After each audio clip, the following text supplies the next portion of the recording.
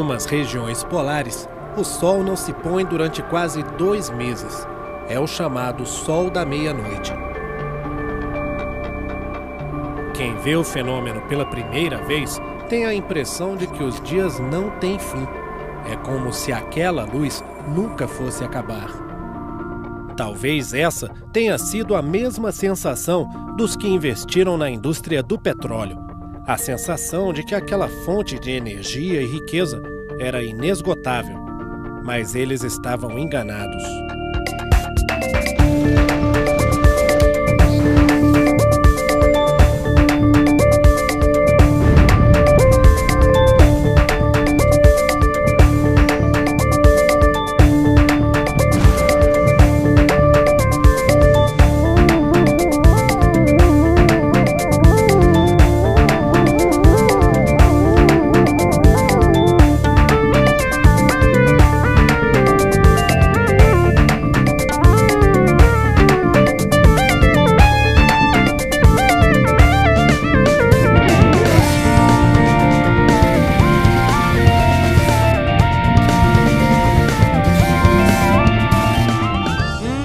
Então você acha que a energia que ilumina sua casa e movimenta seu carro é infinita?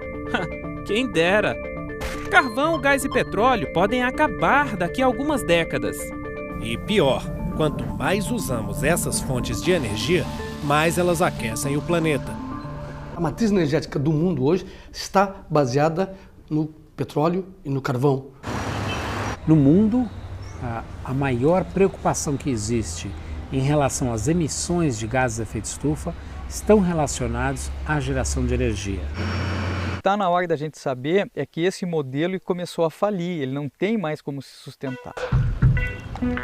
A busca do homem pela energia foi o que reuniu nessa história pessoas tão diferentes como a Sandra e o Marcelo, o Mikhail Gorbachev, o Thomas Edison, o outro Edison, o Fábio, o Ricardo, o George Bush e outros personagens que você vai conhecer agora.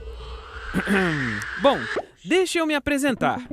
Eu sou o Geraldo e vou ajudar a contar essa história. A primeira fonte de energia que o homem conheceu foi o sol. Depois ele descobriu o fogo, aprendeu a fundir o metal, criou a máquina a vapor. E aí começaram as queimadas.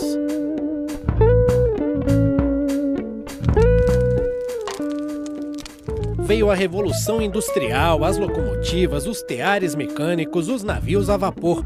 Era preciso produzir riqueza cada vez mais. E riqueza demandava combustível. E tudo foi ficando muito acelerado.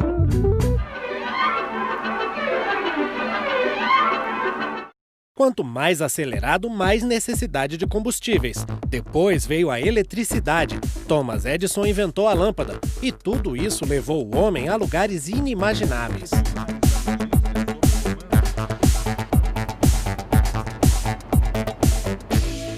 Era o primeiro passo rumo ao aquecimento global. Um pequeno passo para o homem, um grande passo para a destruição. Um século depois da descoberta do petróleo, o mundo já dependia totalmente dele. Bom dia. Enche o tanque, por favor. Pois não? Pronto? Prontinho. Seu carro é muito econômico.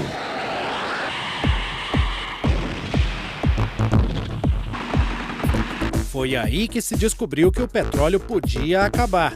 Veio a primeira crise e os países produtores passaram a usar o combustível como moeda política. Os produtores de petróleo cortaram o fornecimento de petróleo para os Estados Unidos. Isso criou um problema mundial, né? E os problemas se multiplicaram.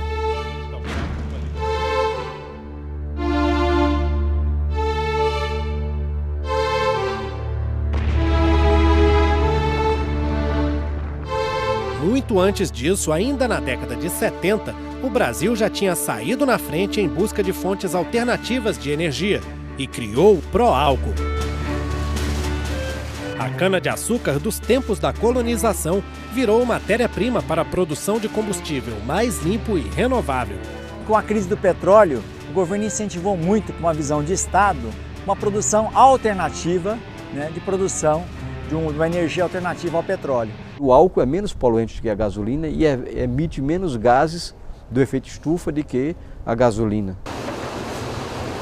Nós conseguimos produzir o álcool por metade do preço do álcool americano, né? A perspectiva de crescimento da produção de etanol é enorme no Brasil. Nós estamos hoje produzindo cerca de 24 bilhões de litros, estamos projetando chegar a 64 bilhões de litros em 10 anos, um aumento de 150%. Apesar das vantagens, o mundo continuou usando os combustíveis fósseis e aquecendo o planeta. O principal vilão do processo do aquecimento global é o uso de energia nas formas, nos moldes como nós temos utilizado. No caso do Brasil, nós temos mais de 70% das emissões brasileiras relacionadas a desmatamento e uso do solo e uma parcela de 23% relacionado à energia.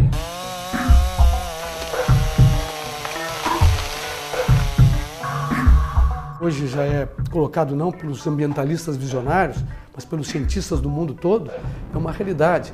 O derretimento dos polos, aumenta a temperatura da Terra, a elevação dos oceanos, os efeitos climáticos diferentes que começam a ocorrer. Na região amazônica, nós poderemos ter aumento de temperatura de 8 a 10 graus.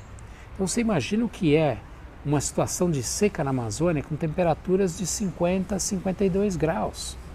O impacto que isso tem na natureza. Isso significa que a gente vai pegar e vai matar a floresta amazônica de calor.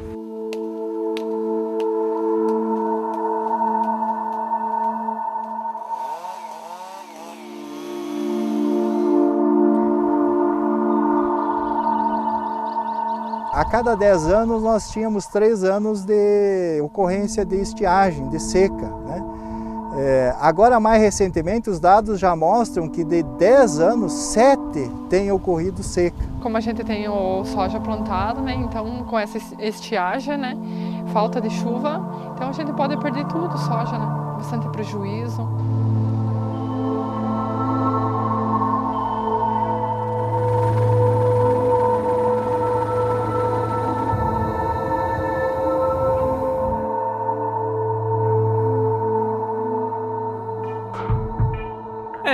Acho que Glauber estava certo.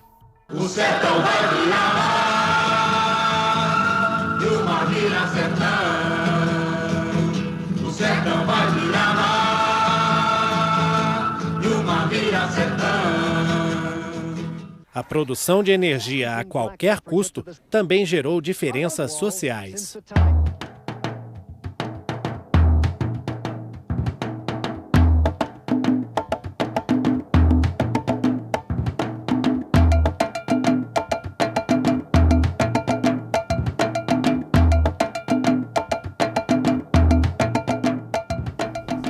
No Brasil, na zona rural, 5 milhões de pessoas continuam no escuro. Quem não produz energia está condenado ao subdesenvolvimento. Ter energia significa que você pode bombear água. Se você pode bombear água, você pode ter uma caixa d'água. Se tem uma caixa d'água, pode ter um banheiro que tem uma fossa, né? Se tem a caixa d'água, pode também ter um chuveiro. Se a gente tivesse energia, as coisas vão bem melhor. Assim como não tem energia aqui, a gente fica de braços amarrados ali. Tu não faz nada, tu não consegue nada. Faz falta, meu Deus. É importante para tudo dentro de casa, tanto como fora, para construir, para tudo precisa. Faz falta bastante. A exclusão elétrica tem essas outras faces que são os processos sociais daqueles que estão incluídos ou excluídos. De você ser um cidadão do século XXI, do mundo moderno, ou ser um cidadão do século XX. O futuro depende das fontes de energia que vamos usar daqui para frente.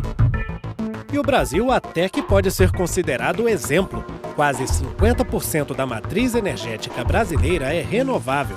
A maior parte dessa energia limpa vem das hidrelétricas, responsáveis por abastecer quase todas as cidades do Brasil. Nós temos as maiores reservas de água do planeta Terra, né? Isso dá condição excepcional do uso da água. Então as hidrelétricas produzem energia elétrica a um custo muito baixo, o que é muito positivo para o Brasil. É uma energia limpa, é uma energia renovável e economicamente é uma opção que ainda é a mais vantajosa. A hidrelétrica é o que faz do Brasil ter é um dos elementos que faz do Brasil ser um destaque a nível mundial em termos de renovabilidade da sua matriz. Mas a construção de uma hidrelétrica traz impactos ambientais e sociais. Para construir Itaipu, a maior usina do mundo em geração de energia, foi preciso destruir a maior cachoeira em volume de água do planeta.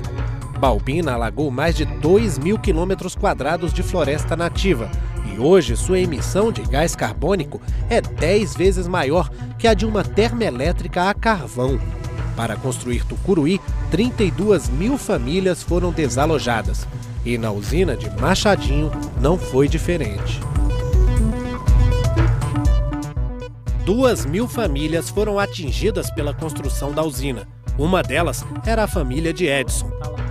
Vem simplesmente anuncia uma obra, se tu não sai por bem, sai por mal, tu é tratado como um estorvo. Quando o agricultor não aceita as indenizações oferecidas pela empresa, as empresas podem recorrer ao instrumento de desapropriação por utilidade pública. Então esse dinheiro que o agricultor não aceita como indenização é depositado na justiça. E aí tem um problema, porque a justiça acaba levando, em alguns casos, 17, 20 anos para julgar o caso do agricultor. É uma coisa totalmente estranha e que vem de fora, né, e que é colocado, bom, isso aqui é o desenvolvimento, mas para quem que é esse desenvolvimento? O Alisson se prepara para viver a mesma história. Ele vive na área onde será construído o complexo do Rio Madeira, as usinas de Santo Antônio e Jirau. Tem família que mora 25 anos lá, 25, 30 anos, e a gente mora assim, a gente já estamos sentindo. Quem insiste em ficar acaba isolado. Saiu tudo, ficou pouca gente aqui. A gente vem abrir aqui a bodega, aí, mas dá até um desânimo na gente. De 20 e poucos anos atrás a gente vê o pessoal que tinha aqui e hoje não tem mais, né? A gente sente várias coisas assim. Então é complicado falar, mas assim, desculpa.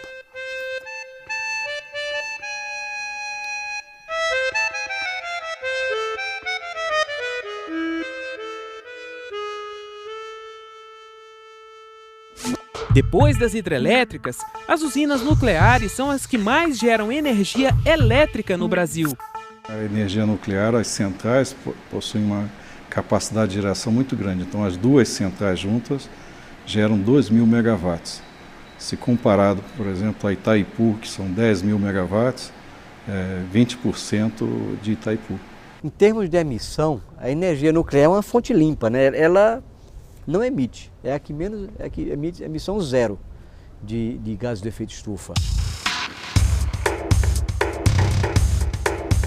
A energia nuclear também é usada aqui para pesquisa e principalmente na fabricação de medicamentos. Esse material radioativo pode agir de forma a atuar contra um tecido canceroso, mas também, principalmente hoje, é utilizado como para diagnose. O mundo continua investindo em usinas nucleares. 75% da energia da França vem delas. A China, o maior produtor de gás carbônico do mundo, planeja construir 100 usinas nos próximos 15 anos. E o Brasil, que já tem Angra 1 e 2 e se prepara para construir Angra 3, quer chegar em 2030 com 7 usinas nucleares. A nuclear a gente tem que olhar ela como algo que a gente tem que olhar de uma ponto de vista estratégico, porque a gente vai precisar no futuro. E é isso que nós estamos fazendo atualmente, quer dizer, é uma estratégia de manter uma competência técnica nessa área.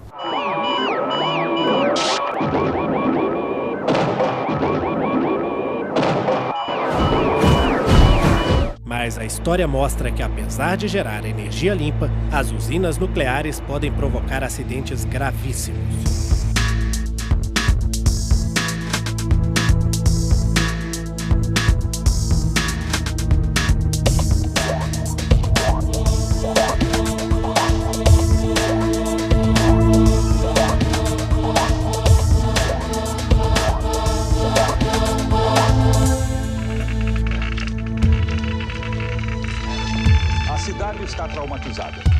Chega um estranho exército.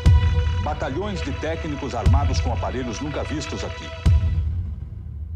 Hoje você encontra tecnologias muito mais apropriadas do ponto de vista ambiental, muito mais baratas e muito menos perigosas.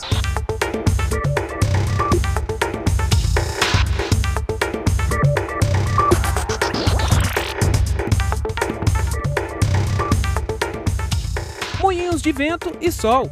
Aí pode estar a solução. Los ves, Sancho. La fortuna ha guiado nuestros pasos como deseábamos.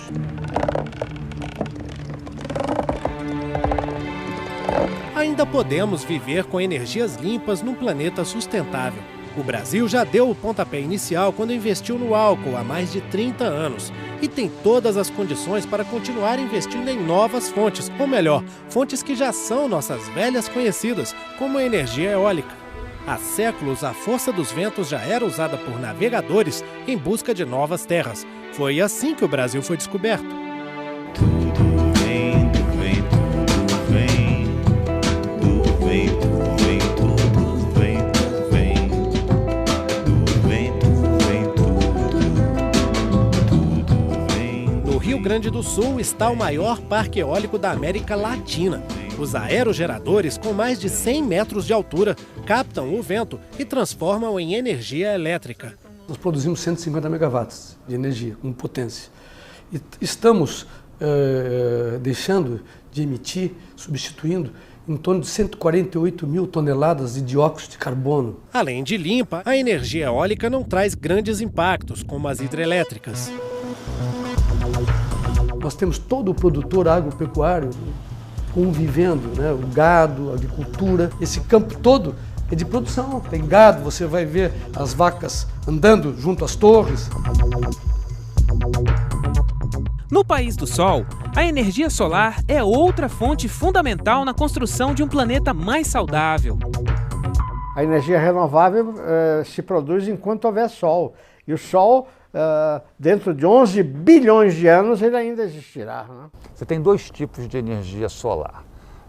A energia solar térmica, que é aquela que você é boa para aquecer a água, e a energia solar fotovoltaica, que você transforma através de painéis de silício amorfo, silício policristalino, a energia do sol em energia elétrica. As vantagens são várias. Nós temos geração de energia limpa, silenciosa. A energia solar é inesgotável, você não está com preocupação nenhuma com relação à disponibilidade dela. Se você cobrir o Lago de Itaipu com painéis solares fotovoltaicos, a área do Lago de Itaipu, a produção de energia será maior que a produção de energia que Itaipu.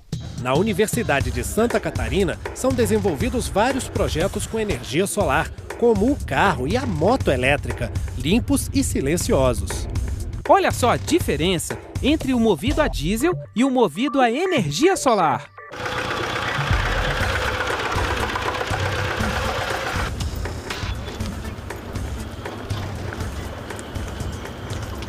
Esse telhado é outra possibilidade. A energia que ele gera abastece a escola ao lado.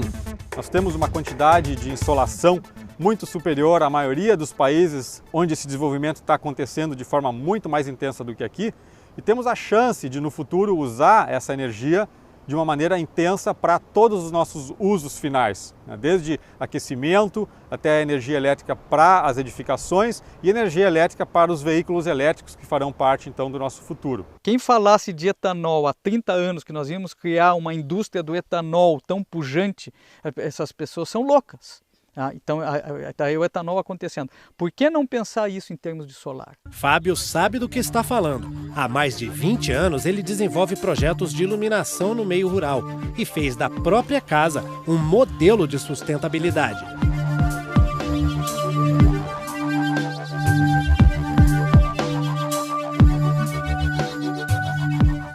O curioso é que as placas de energia solar são feitas de silício.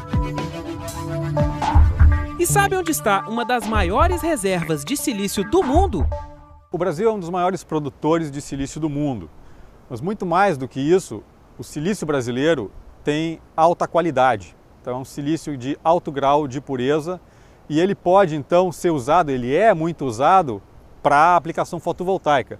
Só que ele tem sido exportado, né, para a produção dessas placas em outros países. E os módulos que nós usamos aqui no Brasil, muito provavelmente tem silício brasileiro que foi ser refinado, foi ter valor agregado lá fora, foi gerar empregos lá fora para depois voltar para cá. A indústria do álcool também precisou se renovar. Apesar do etanol ser um combustível limpo, a cultura da cana-de-açúcar gera problemas. Na colheita manual, por exemplo, é feita a queima, que libera gás carbônico na atmosfera.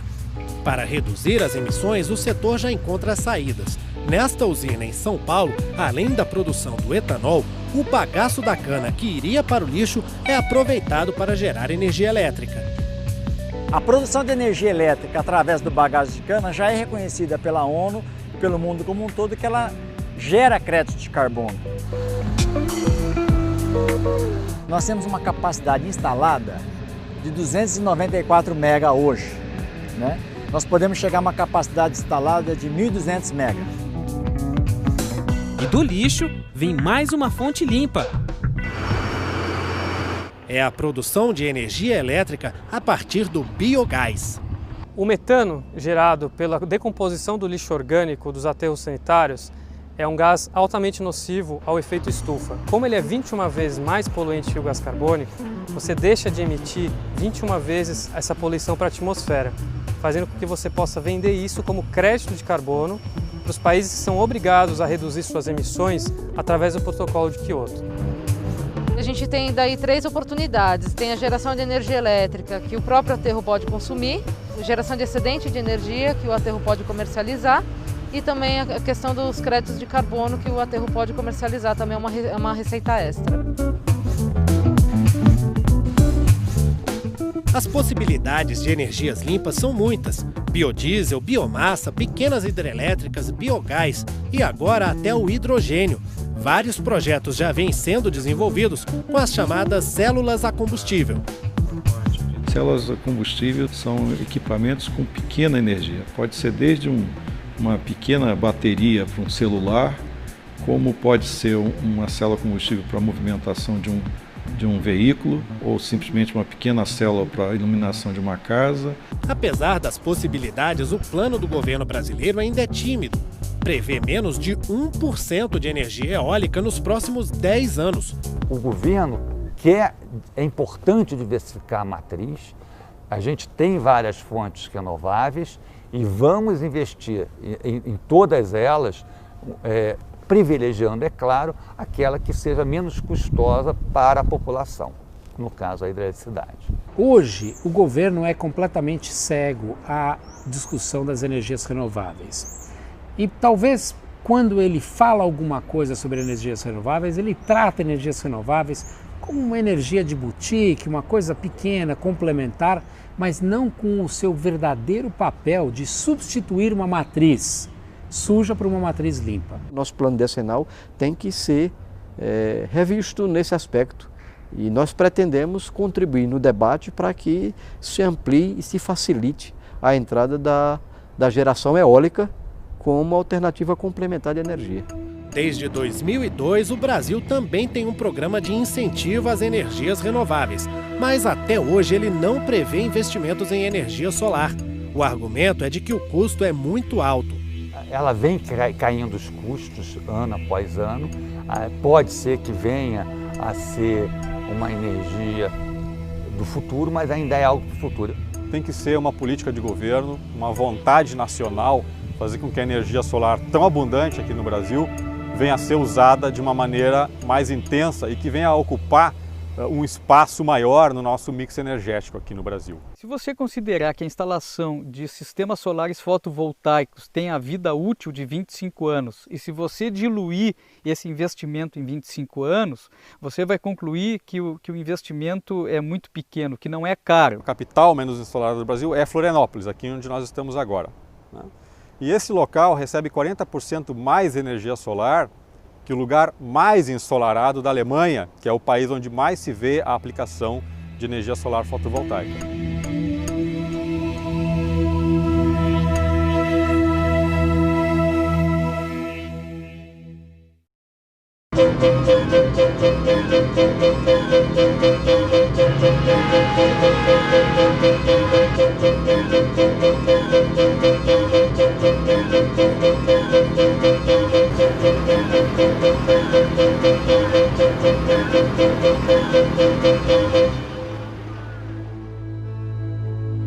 A pergunta é se nós não temos inteligência, se nós não temos tecnologia, se nós não temos capacidade como humanidade e no nosso caso como brasileiros, como nação, de construirmos algo melhor. A minha resposta é que sim, nós temos essa condição.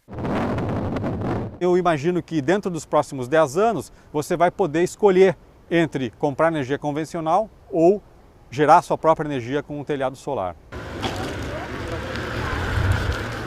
É isso que nós achamos que o Congresso brasileiro poderá fazer, exatamente, finalmente, dotar o país de uma legislação de fontes alternativas renováveis, a exemplo do que existe em outras nações que estão muito preocupadas e já avançaram muito nessas definições do uso da energia limpa. Nós não defendíamos que o petróleo é nosso, agora devemos dizer que o sol é nosso. A nossa perspectiva é realmente extraordinária. A história da energia não acaba aqui. Ela continua e você faz parte dela. Comece a mudar essa história. Economize água e luz, use menos o seu carro, faça o transporte solidário, troque o chuveiro elétrico pelo aquecedor solar, deixe para passar toda a roupa de uma só vez e participe das decisões sobre energia e meio ambiente no seu município, no seu estado e no Congresso Nacional. Transforme essa história.